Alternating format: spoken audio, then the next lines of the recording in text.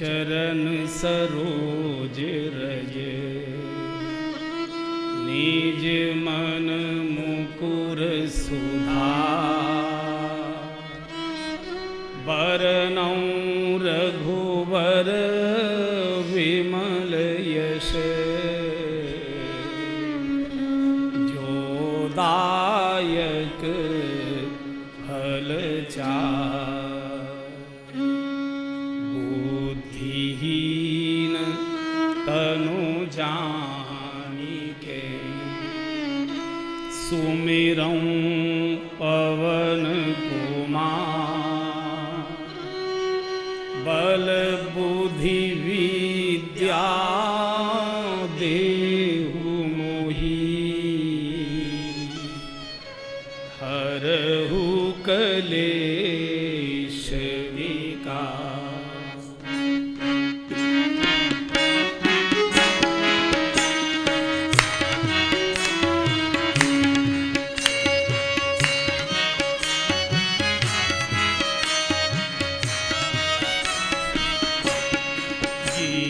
गिरिराज धरण प्रभु तुम्हारी शरण गिरि। आओ से गाइए।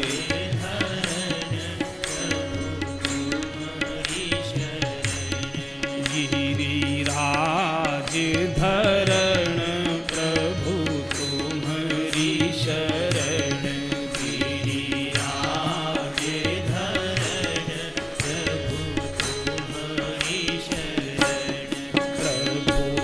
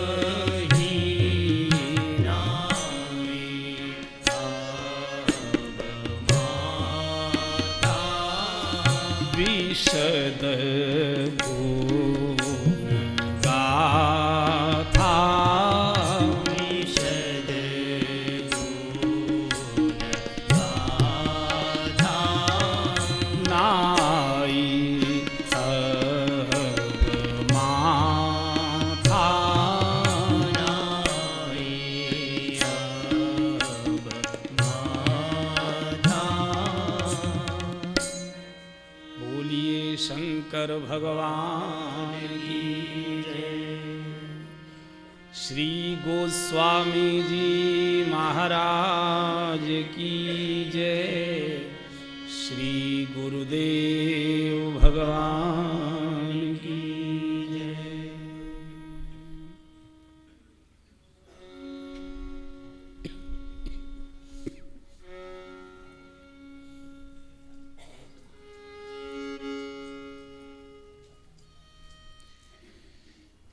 आदरणीय बाबूजी को, अम्मा जी को और आप सभी बंधुओं को, बहनों को मेरी व्यासपीठ के सादर प्रणाम। और अब आइए श्री गिरिराज जी की पावन गोद में बैठकर भगवान की इस रसभरी मंगलमयी कथा में प्रवेश करें और यात्रा ने कल जहाँ विराम लिया था अब उसके आगे की यात्रा का दर्शन करें। कल भगवान ने केवट की नाव से गंगा पार की है। उतराई में प्रभु ने बहुत देने का प्रयत्न किया। बहुत कीन प्रभु लखन सिया, बहुत तीनों ने आग्रह किया, बहुत कीन, लेकिन नहीं कछु केवट ले। केवट कुछ भी लेने को तैयार नहीं है। लक्ष्मण जी ने भी कहा ले लो कोई बात नहीं है। केवट ने चलते चलते लक्ष्मण जी को यहां और नोच दिया। और लक्ष्मण जी हम क्षत्रिय तो नहीं हैं, हम गांव के गंवार बिना पढ़े लिखे छोटी जाति के मजदूर हैं, लेकिन हमारी वाणी आपके बाण जैसी नहीं है। क्या मतलब? बोले मारने को बाण निकाला था और फिर भीतर कर लिया। हमारी वाणी जब निकल जाती है तो फिर वापस नहीं लौटा करती। हम जो बोल देते हैं सो बोल देते हैं। हमने पहले ही कह दिया था हम कुछ लेंगे नहीं आपसे, केवल चरण धुलवाइए, कुछ लेंगे नहीं। जानकी जी ने जब कहा केवट ले लो, प्रभु दे रहे हैं ले लो, केवट रो पड़ा, रो गया। रोते क्यों भैया? बोले आपने बात थोड़ी अटपटी कह दी। क्या कहा? बोले जिनके चरण आपके पिताजी ने धोए थे, उन्होंने आपको देते समय आभूषणों से विभूषित करके दिया था, और मैं चरण धोऊं और आपके आभूषण उतरवा लूं, ये तो बाप का धर्म नहीं होता। इसलिए आपसे नहीं, आप तो हमारी बिटिया हो। ये भारत की परंपरा है कि बाप बेटी के कभी आभूषण नहीं उतरवाता, कभी नहीं। जो बन पड़ता है देता है, कभी उससे लेता नहीं है। मौन हो गए और प्रभु इसके बंधन में बंध गए। जो भगवान से कभी कुछ मांगता नहीं, भगवान उसके चारों ओर घूमते हैं। कौन अवसर आए ताकि चोरी से ही इसके पास में कुछ दे दूं, सरका दूं। आपने घरों में भी देखा होगा, जो बालक मांग कर खा लेता है, मम्मी भूख लगी है जल्दी से रोटी लाओ, उसकी घर में कोई ज़्यादा चिंता नहीं करता। और जो कभी मांगता नहीं है, सारा घर चिंता करता है। भूखा बैठा होगा, बोलेगा नहीं, अरे अरे पूछो पूछो पूछो। वो कभी मांगता नहीं है, भूखा बैठा होगा। तो जो कभी कुछ नहीं मांगता, भगवान देवताओं को उसके चारों ओर लगा देते हैं। देखो ये भूखा न रह जाए, अभाव में न रह जाए, ये कोई संकट में ना आ जाए, इसकी चिंता रखना। ये कभी बोलेगा नहीं, कभी मांगेगा नहीं, कभी रोएगा भी नहीं। तो ऐसा जो कभी कुछ नहीं मांगता, केवट ने नहीं लिया।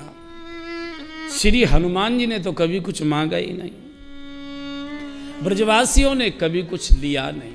और भगवान तीनों के ऋणी हो गए, तीनों ब्रजवासियों के भी ऋणी हो गए और हनुमान जी के तो ऋणी हुए ही हैं। सुन कपि तो ही उरीन में नाहि, सुन कपि तो ही उरीन में नाहि, सुन कपि तो ही उरीन में नाहि, सुन कपि तो ही उरीन में नाहि, देखऊं करी विचार मन माही, देखऊं करी विचार मन माही।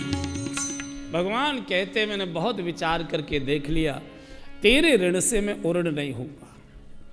और तू जानता है जिसका कर्जा सिर पर होता है, कर्जा देने वाले के सामने हमेशा सिर झुका रहता है जो कर्जा लेता है। तो भले ही सन्मुख होई न सकत मन मोरा, मेरा सिर हमेशा भले ही तेरे सामने झुका रहे, पर तेरे ऋण से मैं उऋण नहीं हो सकता। क्यों? हनुमान जी ने कभी मांगा नहीं, मैंने बहुत बार सुनाया है। एक बार राजभवन की घटना, भगवान के पास हनुमान जी बैठे ही रहते थे। भगवान ने कहा, हनुमान आज एक मन की बात है, पूरी करोगे? बोले, कहें प्रभु। बोले, तुमको मालूम है कोई हमारे साथ तनिक सा उपकार कर दे, हम 10-10 गुना उसका वापस करते हैं। कोई एक बार हमारा नाम ले दे, जाने क्या क्या चीज़ें हम उससे भेंट देते हैं। और तुमको उदाहरण भी मालूम है, विभीषण ने हमारा साथ दिया, हमने उसको लंका का राजपद दे दिया। सुग्रीव ने हमारा साथ दिया, हमने किष्किंधा का राजपद उसे दे दिया। अंगद ने हमारा साथ दिया, हमने किष्किंधा का युवराज पद उसे दे दिया। और तूने सारा जीवन हमको दे दिया और हमने तुझे कभी कुछ नहीं दिया, आज कुछ मांग ले। हनुमान जी ने कहा, कोई जरूरी है सबको देना? रहने दीजिए, एक आधा तो ऐसा रहना। बोले नहीं, संकोच लगता है, जिसने सारा जीवन हमको दे दिया और हमने उससे कुछ नहीं दिया, आज कुछ मांग ले। हनुमान जी ने कहा, महाराज आपने सबको पद दिए हैं, हम पद नहीं लेंगे। क्यों? बोले, पद के साथ एक बड़ी समस्या जुड़ी है। क्या है? बोले, पद के साथ भूत की समस्या जुड़ जाती है। जो पद लेता है उसके साथ भूत लग जाता है। और आप हमारे बारे में जानते ही, भूत पिशाच निकट नहीं आवे, भूत पिशाच निकट नहीं आवे, भूत पिशाच निकट नहीं आवे, भूत पिशाच निकट नहीं आवे, भूत पिशाच निकट नहीं आवे, भूत पिशाच निकट नहीं आवे, महावीर जब नाम सुनावे, महावीर जब नाम सुनावे। बोले, हमारे सामने समस्या है कि भूत हमारे निकट नहीं आता, और आप पद दोगे तो भूत साथ आने की कोशिश करेगा, जो पद लिया तो भूत बने बड़ी। बोले नहीं, अच्छा चलो कोई बात नहीं, हमारी प्रसन्नता को ले लो। हनुमान जी ने कहा, अच्छा सचमुच देना चाहते हैं कि केवल बहकाने को बोल रहे? बोले, कैसी बात करता है, मांग तो सही, तेरे मन में कुछ इच्छा तो हुई। हनुमान जी ने कहा, महाराज आपने सबको एक एक पद देकर राजी कर दिया, मैं एक पद से तो राजी नहीं हूँगा। किसी को युवराज पद दे दिया, किसी को राजपद दे दिया, हम एक पद से राजी नहीं होंगे। तो भगवान ने कहा कि अरे भाई कैसी बात करता है, दुनिया में जितने पद हैं बोल, उनमें से कितने पद तुझे चाहिए वो ही मैं देता हूँ। और जैसे भगवान ने कहा कि कितने पद चाहिए, तो हनुमान जी ने भगवान के दोनों चरण पकड़ लिए, रो कर कहा, प्रभु मुझे तो ये 2 पद चाहिए, बाकी जितने पद हैं आप किसी को दे, मुझे ये 2 पद चाहिए। जाहिन चाहिए कबहू कछु, तुम सन सहज स्नेह, बसो निरंतर तास उर, सो राउर निज के। कुछ नहीं लिया, भगवान इसके हृदय में आकर बैठ गए। जासु हृदय आगा, सिर झुकाना स्वीकार है, कर्जा उतारना स्वीकार नहीं। सन्मुख हो ही न सकत, जानकी जी ने एक बार कहा, महाराज क्या बात है, मैं देखती हूँ जब ये बंदर आता है तो आप नीचे को देखने लगते हो। बोले ऐसे ही मामला है कुछ। बोले क्या बात है? बोले बताने लायक नहीं। अरे कमाल है, जब भी ये रहता है तब आप नीचे को देखते हो, शर्म लगती है इसे, संकोच, कोई अपराध कर दिया है क्या आपने? बोले हाँ। क्या हुआ? बोले एक बार ऐसी बात हो गई हमसे कि अब इसके सामने हम देख नहीं सकते। अरे बोले नहीं, क्यों, कारण क्या? बोले इसका कर्जा है हमारे ऊपर। अरे कमाल है, त्रिलोकी के आप नाथ है, कर्जा उतारो। बोलो क्या देना लेना है, मैं बताती हूँ, पर्स मेरा भरा हुआ है, बोलो क्या चाहिए आपको, लेकिन ये संकोच छोड़ो। अरे बोले देवी ये कर्जा इसका बड़ा विचित्र है, उतारने का कोई लाभ नहीं, न मेरे हित में है, न तुम्हारे हित में है, न इसके हित में है। अरे सिर तो ऊंचा कर सकोगी, दो दो। जैसे माताएं होती हैं ना, कोई चंदा लेने वाले आए और ड्राइंग रूम में झिकझिक हो रही है तो पत्नी कहती है पिंड काटो, दो दो, झंझट करो, हाँ इतनी देर हो गई, पिंड काटो, जो दुगना है उसे दो, इतनी देर से झकझक हो रही है। तो जानकी जी ने कहा कि झंझट काटो। बोले नहीं, झंझट बड़ा विचित्र है, इस झंझट में ही रस। अरे बोले बात क्या है? बोले इसके कर्जे उतारने का मतलब ये है कि ये झंझट में फंसे। क्या मतलब? बोले जिस परिस्थिति में इसने मुझे कर्जा दिया, कर्जा उतारने का अर्थ क्या है? जैसे मान लीजिए हम संकट में आ गए और आप हमको सहायता देने के लिए आ गए, हम सहायता तो ले लेते हैं मन मार कर, चूँकि भगवान ने ऐसा समय हमारे लिए दे दिया कि अब वो हमको सहायता लेनी पड़ रही है, लेकिन हम मन मन में ये बात लिए बैठे रहते कि जब कभी आपके ऊपर ऐसा समय आएगा तो हम बिना मांगे आपकी सहायता करे आएंगे, तब एहसान उतरेगा। ऐसा मनुष्य प्रतीक्षा करता है। तो भगवान ने कहा कि जिस संकट में मैं फंसा था और उस समय इसने मेरी सहायता की थी, अब इसका कर्जा उतारने का अर्थ ये है कि पहले हनुमान इस संकट में फंसे। बोले क्या मतलब? बोले पहले हनुमान विवाह करे। अब बाल ब्रह्मचारी शादी, मैं ही पछता रहा हूं, अब या काय को फंसाए रही हो तुम, मेरी हालत खराब हो गई। पहले हनुमान विवाह करे, फिर बोले लंकेश हरे इनकी जवनारी। पहले हनुमान जी शादी करें और रावण जी आकर इनकी घरवाली को चुरा कर ले जाएं। पहले हनुमान विवाह करें, लंकेश हरे इनकी जवनारी। और बोले ले मुदरी रघुनाथ चले, निज पौरुष लांघ अगम्य जे बारी। आई कहे सुधि सोच हरे, तन से मन से बन जाए उपकारी। और तव रघुनाथ चुकाई सके, ऐसी हनुमान की दिव्य उधारी। भगवान ने कहा बोलो चुकाऊं? बोले मैं भी सिर झुकाती हूं, आपके साथ ही इसके सामने मेरा भी सिर झुका रहेगा। सुन कपि तो ही उरी न मेरा, सुन कपि तो ही उरी न मेरा, देखहु करी विचार मन माही। देखहु करी विचार मन माही।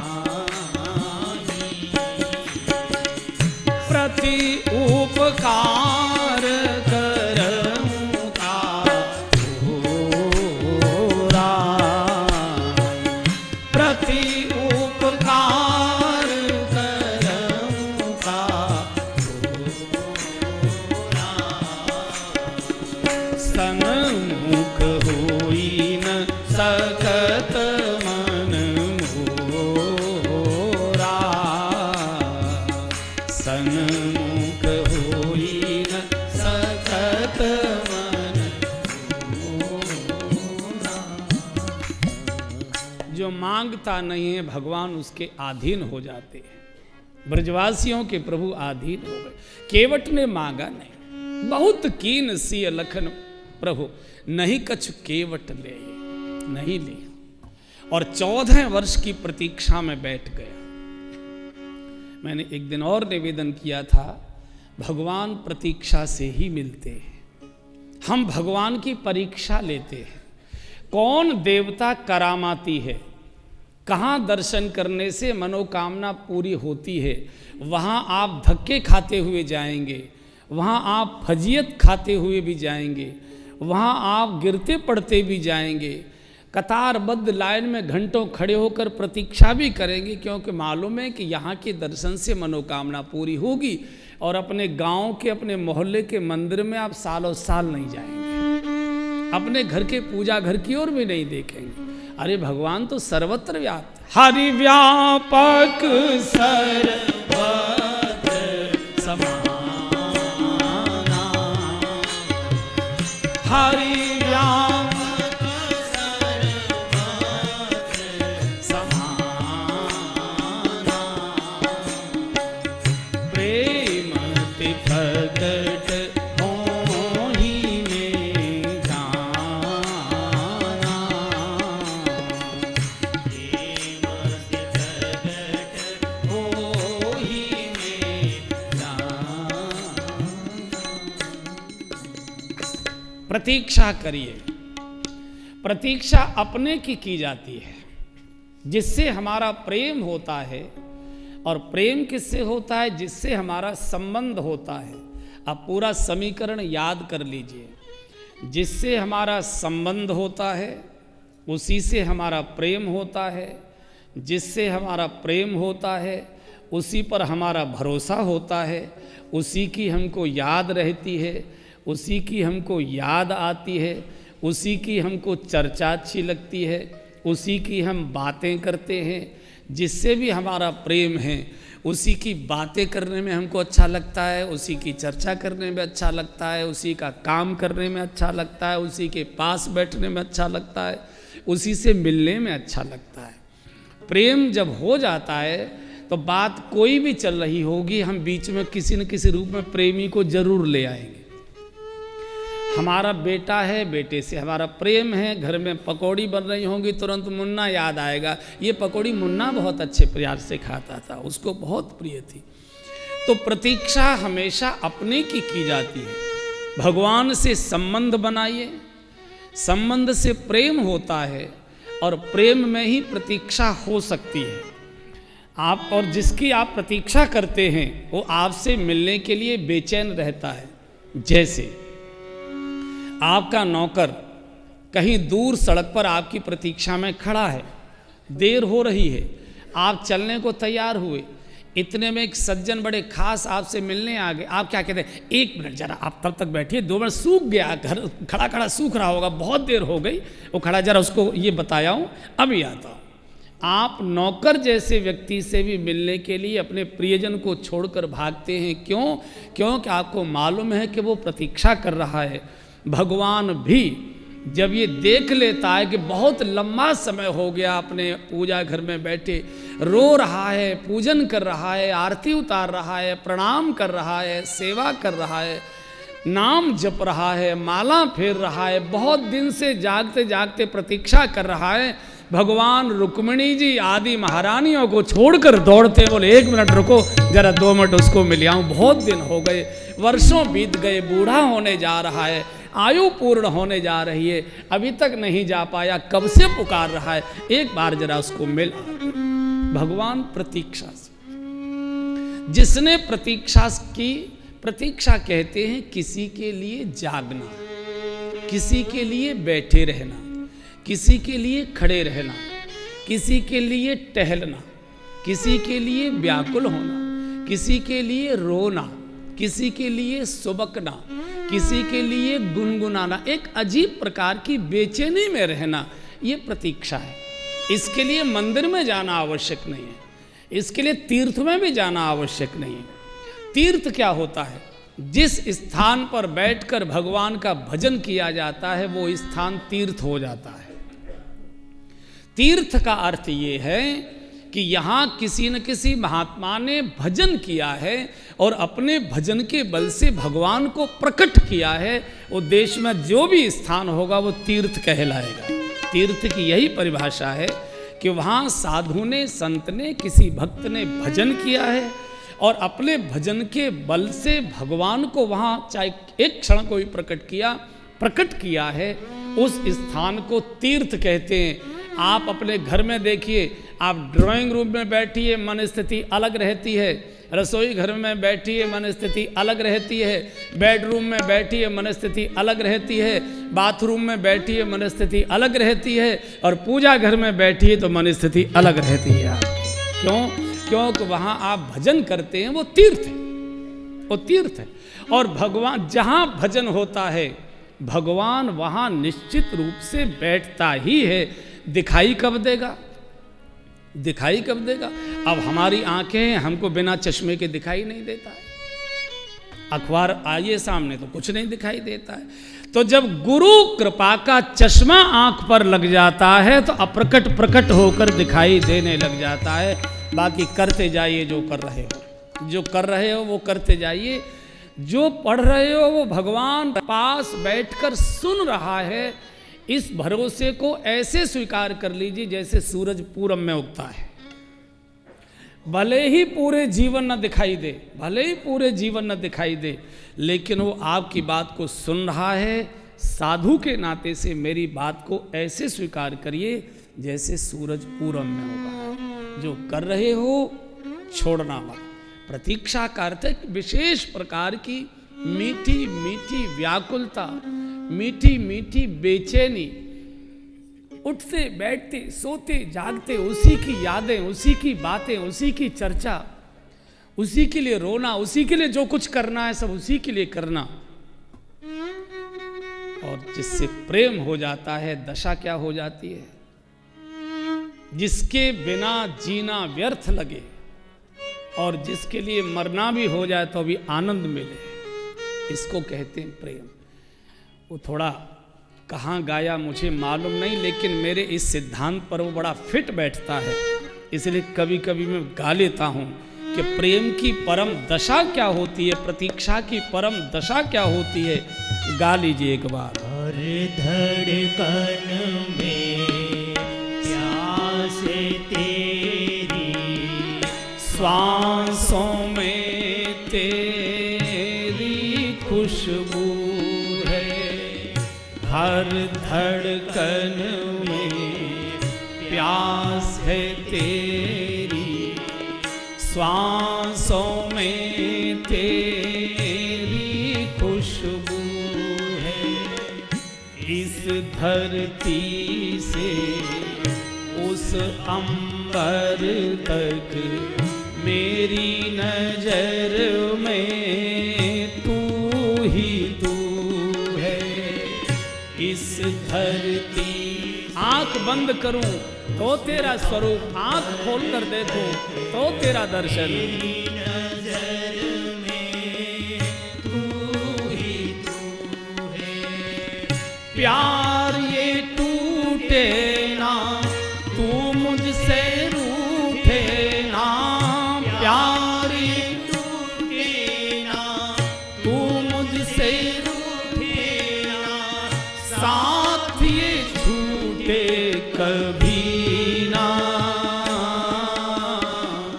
तेरे बिना भी क्या जीना साथी रे,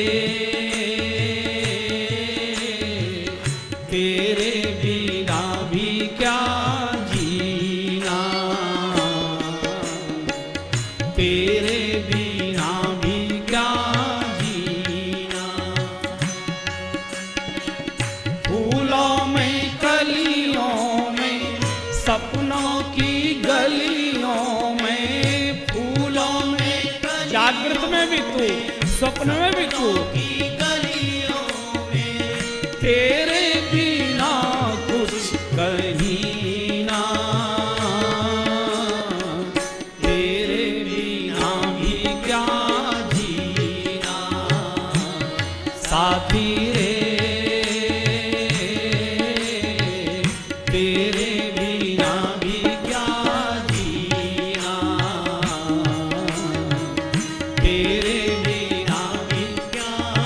इसलिए हरे हरे राम राम राम हरे हरे हरे राम हरे राम राम राम हरे हरे हरे कृष्णा कृष्णा कृष्ण हरि बोल हरे हरे हरे कृष्णा हरे कृष्ण गिरिराज की गोद में बैठकर जितना पुकार सकते हो पुकार लो हरे राम हरे राम राम राम हरे हरे हरे राम हरे राम राम राम हरे हरे हरे कृष्णा कृष्णा कृष्णा हरे हरे हरे कृष्णा कृष्णा कृष्णा हरे हरे हरे राम राम राम हरे हरे हरि बोल हरे राम राम राम हरे हरे हरे कृष्णा कृष्णा कृष्णा हरे हरे हरे कृष्णा कृष्णा कृष्णा हरे हरे जो श्वासों में बस जाए इसी को वासना कहा है। वासना और कुछ नहीं है। जो बात हमारी श्वासों में बस जाए, जिसके बिना जीना व्यर्थ लगे, जिसकी याद भुलाई न जा सके। अभी तो याद करना पड़ता है, अभी तो माला लेनी पड़ती है, माला भी लेकर भूल जाते, याद करनी पड़ती है। स्थिति क्या हो जिसको भुलाया न जा सके। गालो एक बाबा। वो दिल कहाँ से लाऊं, तेरी याद जो भुला स्थिति ये होनी चाहिए। वो दिल कहाँ से लाऊं, तेरी याद जो भुला दे। ओ याद आने वाले कोई रास्ता बता दे। ओ याद आने वाले कोई रास्ता बता दे। वो दिल कहाँ से लाऊं, तेरी याद जो भुला दे। वो दिल कहाँ से लाऊं।